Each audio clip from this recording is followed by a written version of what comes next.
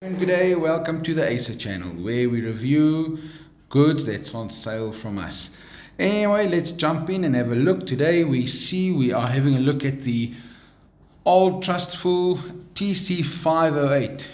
Also quite amazed that this radio is still around, as the type approval number on it is 2017, good 4 years old by now. And in this case, this is a VHF. It does the whole band 136 to 174. Okay, it comes in a nice packaged box, but seem to be recycled plastic on it, recycled cardboard box. Let's have a look what's inside. Okay, we have a booklet, the transformer,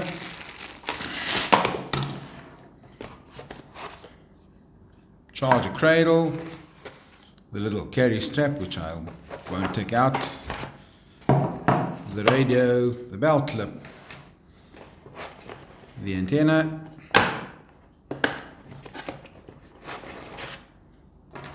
and the battery. Let's put that aside and look at these items one by one.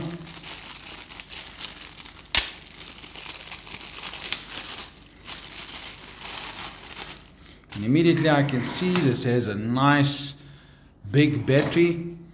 It is the BL1719, which is a nice 1650 milliampere hour battery, 7.4 volt.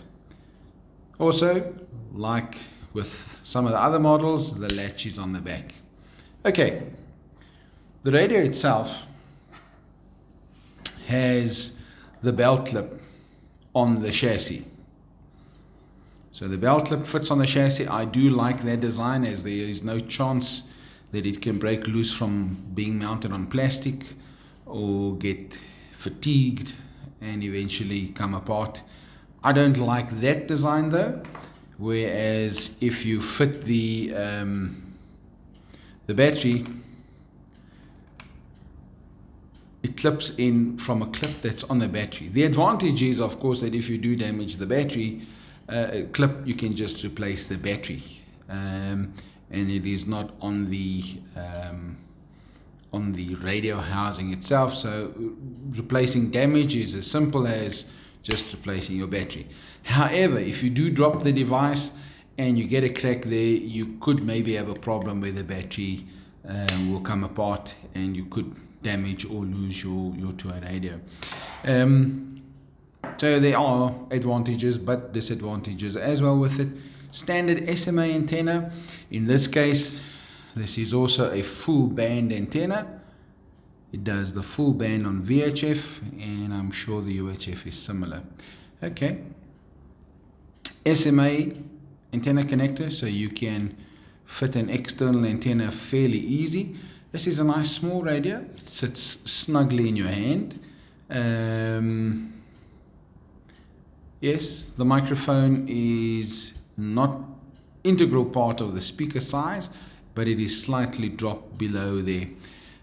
So if you are making a carry case of some sort, make sure you remember that. It fits nicely in the hand, feels good, slightly bulky, but it feels secure in your hand without the belt clip. I'm not sure what effect the belt clip will have on it.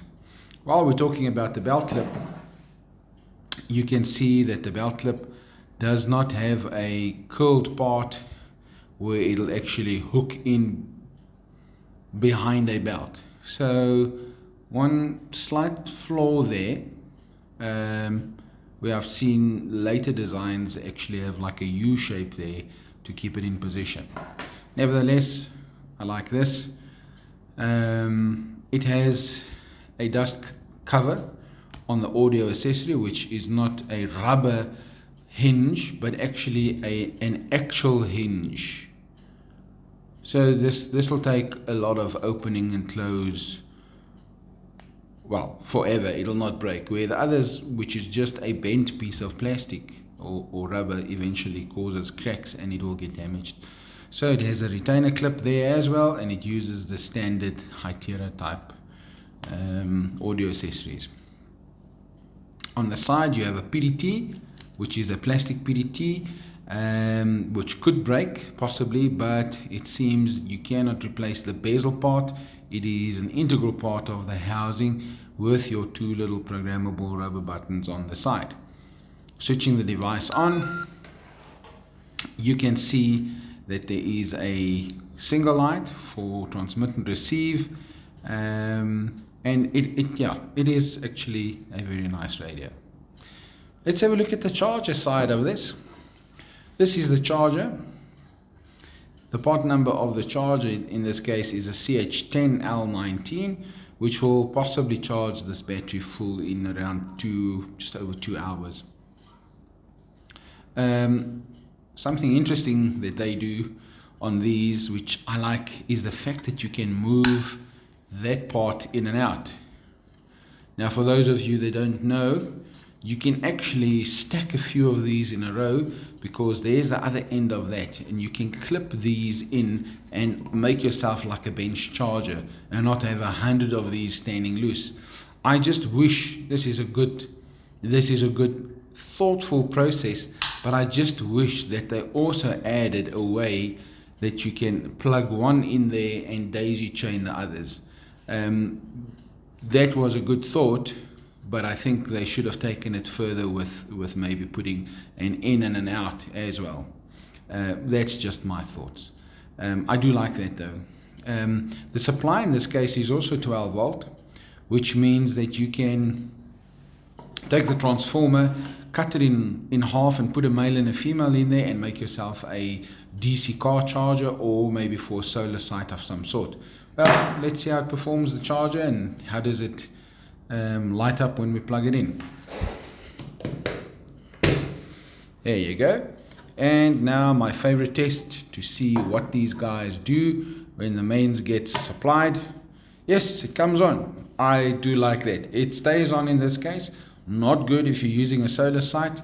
The other method of maybe flashing every 5 seconds or so, I like more, but that is number one, as you know what the status is before you even approach the charger. I don't like the fact that the DC input is on the top and not the back. That can cause some problems, but that's just preference from my side. Okay, radio fits very easily. Takes a few microseconds to think about it and then starts charging. Okay, very nice design, very easy to fit it in, fits nicely. It really fits nicely. It seems to have a problem coming up with deciding if that battery is chargeable or not. Let's try it once again. Yes, there you go. Maybe it wasn't fitted in correctly. You have a positive fit, and you can even have it mounted in a car and it'll stay charging. So yes, I do like this device, mainly because it feels good, it sits nice, it is an old age design, it is an analog radio, and thus probably at the end of its life, and yes, fits snugly in the hand, pushes nicely, and has a nice feel and design about it. A good competitor to the more expensive products out there. There you go, HYT 510. Thanks for watching. Be sure to leave me a comment if you want, asking me to review some other stuff. Like and share, and maybe send me a line of anything else you would like me to have a look at. Thanks for watching. Be safe.